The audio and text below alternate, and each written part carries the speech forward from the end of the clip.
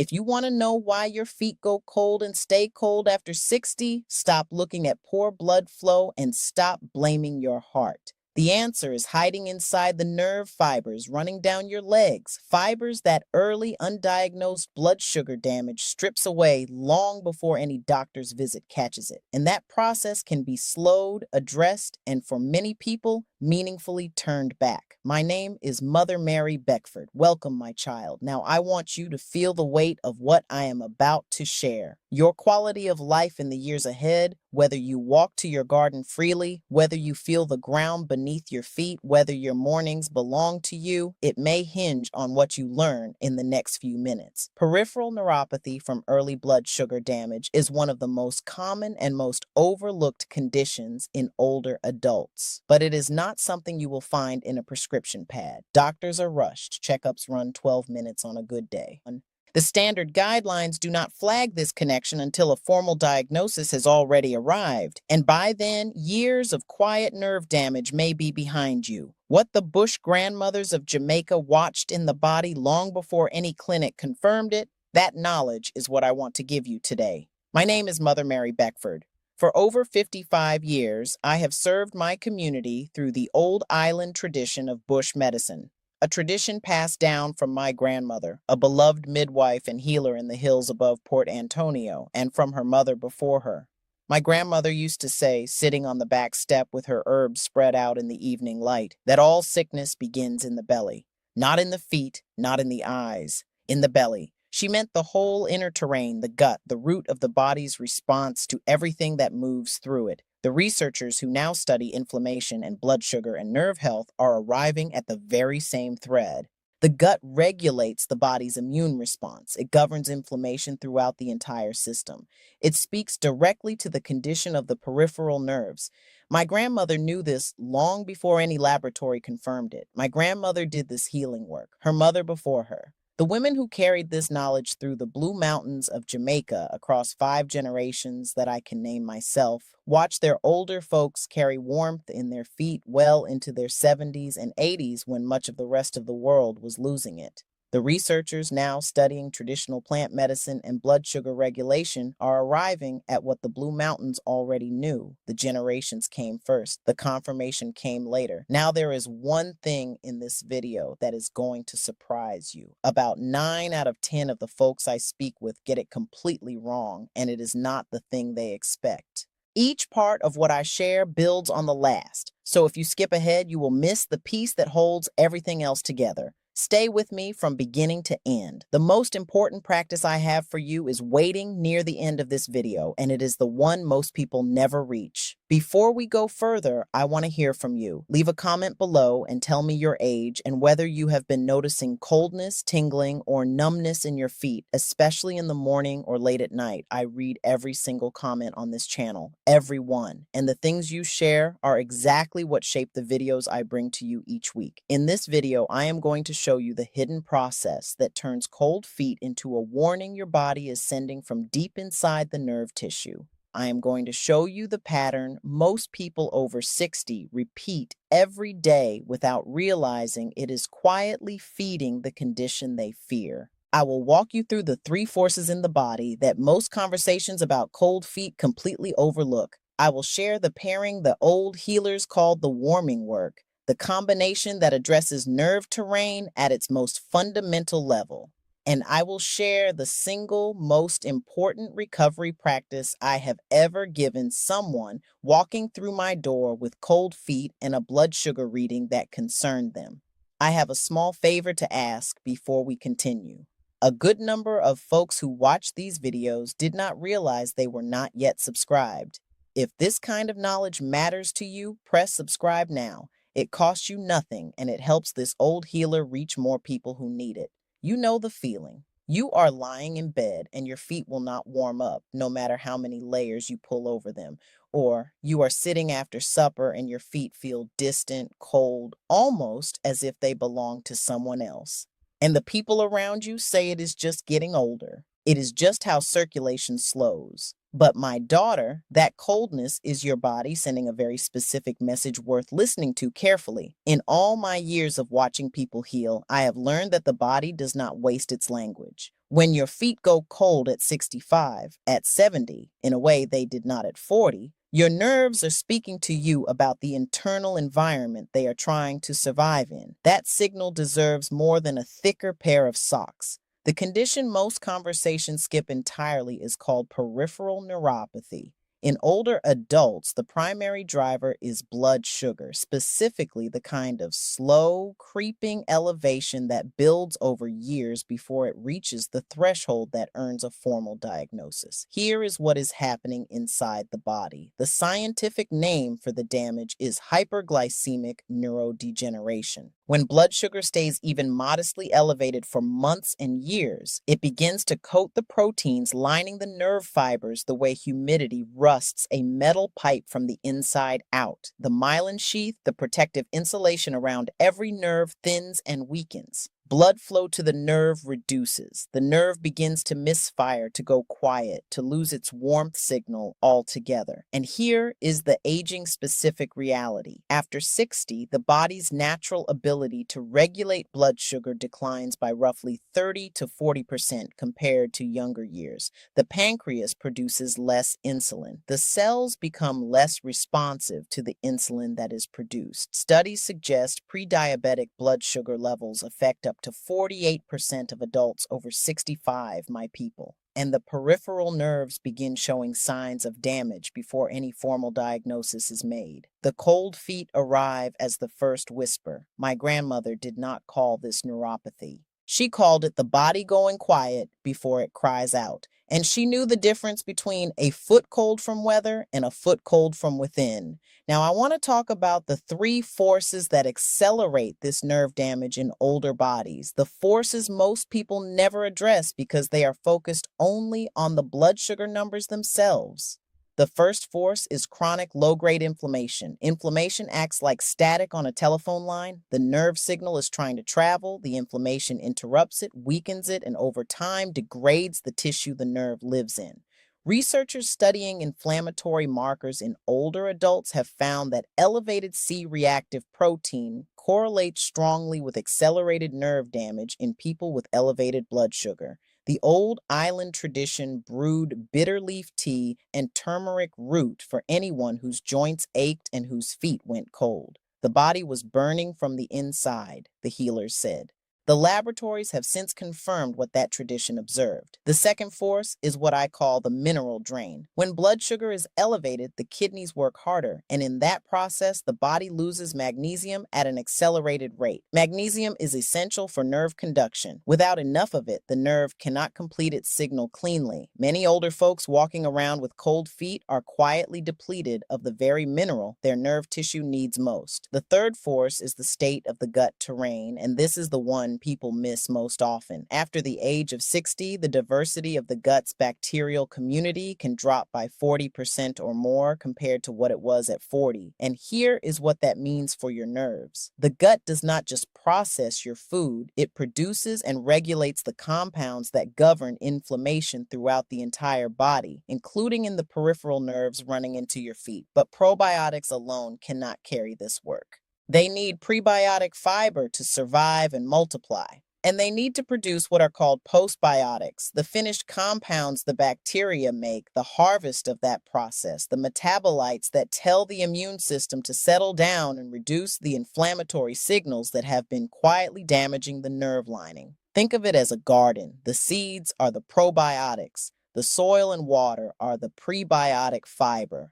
But the crop itself, the thing that feeds the body and holds back the inflammation, those are the postbiotics. Without all three working together, the garden cannot produce what the body needs. And please, before you adjust anything in this area, especially if you are managing blood sugar or taking any medication for circulation or nerve health, speak to your doctor about what changes are right for your specific body. Now, let me give you the layered recovery practice that directly addresses each of the three forces. The first layer is the blood sugar rhythm practice. Most older adults eat 2 or 3 large meals, often with the heaviest one in the evening. That pattern, particularly a large meal late at night, creates the kind of sustained blood sugar elevation that does the most damage to nerve tissue during the long overnight hours when the body is trying to repair itself. The approach the old island tradition kept in its own households, and one that researchers studying Caribbean and Mediterranean aging patterns have found consistent with longer nerve health, is to eat smaller amounts throughout the day and make the last meal light before the evening grows late. Feed the morning generously and let the night be gentle. That rhythm keeps blood sugar from climbing into the range where nerve damage accelerates.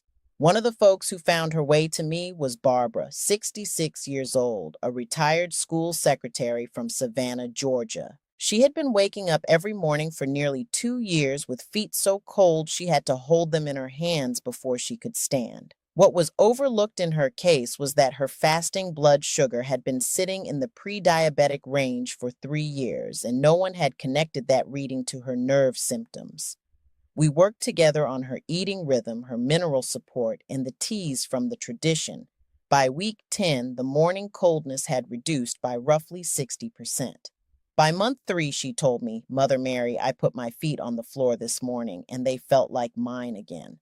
I want to pause here for a moment because the question I hear most from folks who write in is this: what do I use daily for that gut foundation? What I have landed on is called BoochBod. It is a kombucha gummy, not a pill, and that matters because many people past 60 struggle with capsules. BoochBod brings together prebiotics, probiotics, and postbiotics in one daily gummy, including 2 clinically studied strains called Lactospore and Postbiotics LM1004. It also carries dandelion root, one of the old island plants used for generations in the hills above Port Antonio, for what the healers called cleaning the inner fire. Over 30,000 people are already using it as their daily foundation. The link is in the description below. And as always, speak to your doctor before starting any supplement, particularly if you are managing blood sugar or nerve health conditions. The second layer addresses the mineral drain directly.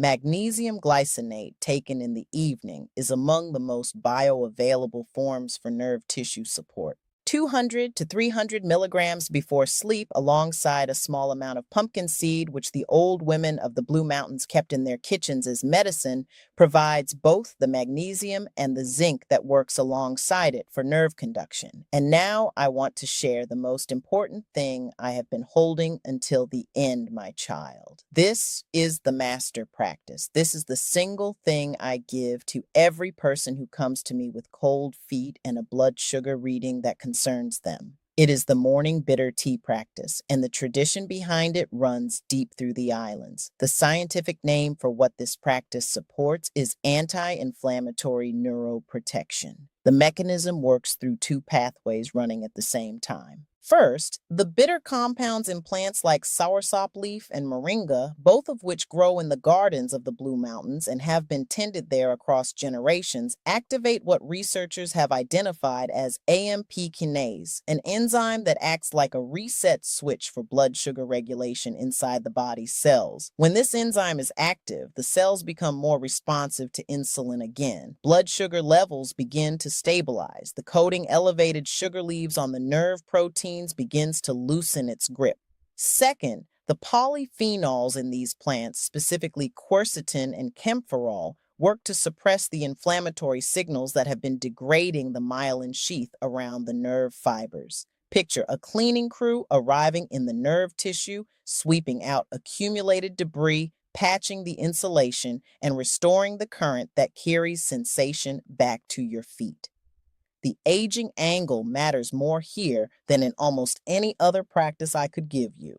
After 65, the body's own anti-inflammatory signaling weakens. The processes that once protected the nerves automatically now need deliberate support from outside the body. The old grandmothers gave their households bitter tea every morning, not because it was pleasant on the tongue, but because they had watched across generations what happened to the bodies that went without it. Researchers studying plant compounds in Caribbean traditional medicine have found that the polyphenol profiles of soursop leaf and moringa are consistent with the nerve protective and blood sugar stabilizing effects the tradition has described for generations. The laboratories came to these plants and found what the old ways already knew. The protocol is this: 1 cup of soursop leaf tea brewed for 8 minutes in water, just off a full boil, around 175 degrees, taken on an empty stomach before any food in the morning. 3 leaves, dried or fresh. If you cannot find soursop leaf, moringa leaf is a strong second. 1 teaspoon dried in the same preparation. Drink this every morning for at least 60 days before you assess the change. Walter, 73 years old, a retired electrician from Bozeman, Montana, came to me after his doctor noted that his fasting glucose had been climbing for 4 years. His feet had been cold and partially numb along the outside edge of his right foot for 18 months. What was overlooked was the connection between his meal timing, his magnesium depletion, and the state of his nerve terrain all working against him at once. We started the morning tea, adjusted his meal rhythm, and added the evening mineral practice. By week 8, the numbness along the outside of his right foot had reduced by roughly 45% by his own daily tracking. By month 4, his fasting glucose had dropped by 17%. He told me, Mother Mary, the ground is coming back under me. That is what the Creator put in those leaves. That is what the tradition has always been giving back. After 55 years of watching what actually works, my people, here is what I carry with me for you. Tip number 1, the empty stomach rule. Take your morning bitter tea before any food, not alongside it. The bitter compounds are absorbed most effectively on an empty stomach.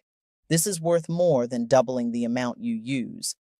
Tip number 2, consistency over intensity. 2 weeks of daily morning tea done faithfully will carry you further than 1 dramatic week of heroic effort. The nerve tissue heals slowly and in its own time. Meet it there. Tip number 3, the companion soak.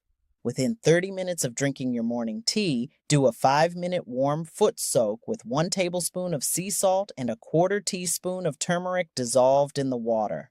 The internal anti-inflammatory work from the tea and the external circulation work from the soak amplify each other when they happen close together in time. Mistake number 1, treating cold feet as a surface issue alone. Most people reach for compression socks or a heating pad. These address the surface. They do nothing for the nerve terrain underneath. If cold feet come with numbness, tingling, or a pins and needles sensation, go deeper than circulation alone. Mistake number 2, expecting blood sugar to announce itself loudly. Many older adults assume they would know if their blood sugar were a problem, but pre-diabetic nerve damage begins quietly, years before a formal diagnosis arrives. The cold feet are the soft alarm. Do not wait for the loud one. Mistake number 3, starting the morning protocol and stopping after 2 weeks because the change is not yet visible. The nerve tissue takes 60 to 90 days to show measurable improvement.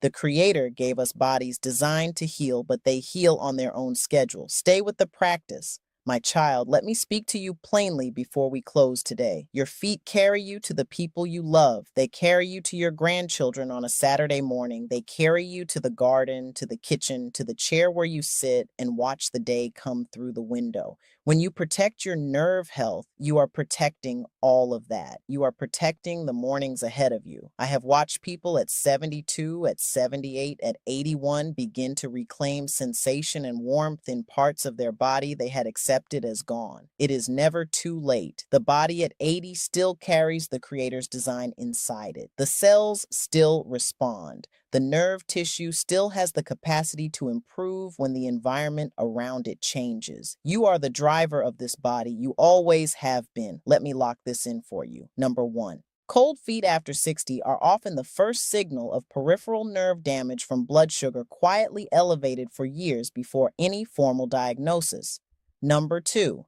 Chronic low-grade inflammation interrupts the nerve signal and accelerates nerve tissue degradation over time. Number 3, magnesium depletion, driven by elevated blood sugar and increased kidney work, strips the mineral the nerve needs most for clean signal transmission. Number 4, a depleted gut terrain allows inflammation to go unchecked throughout the entire body, including in the peripheral nerves. Number 5, the morning bitter tea practice using soursop leaf or moringa supports blood sugar regulation and nerve protection through 2 simultaneous pathways. Number 6, the companion foot soak, the evening mineral practice, and the blood sugar rhythm approach work alongside the morning tea to restore warmth and sensation across multiple layers at once. If this video helped you today, I want to ask one thing. Share it with someone you love, a sibling, a lifelong friend, someone whose cold feet have been a quiet worry. Press subscribe so I can keep bringing you this kind of knowledge every week. And leave a comment below telling me which practice you plan to start first. I read every single comment on this channel, and your answers tell me exactly where to bring you next. If you want to take a look at the BoochBod Gummies I mentioned earlier, that link is in the description below, waiting for you whenever you are ready. I am Mother Mary Beckford, and I am grateful to have spent this time with you today. Take care of those feet, take care of that body, and may the Creator keep you well. I will see you in the next one, my child.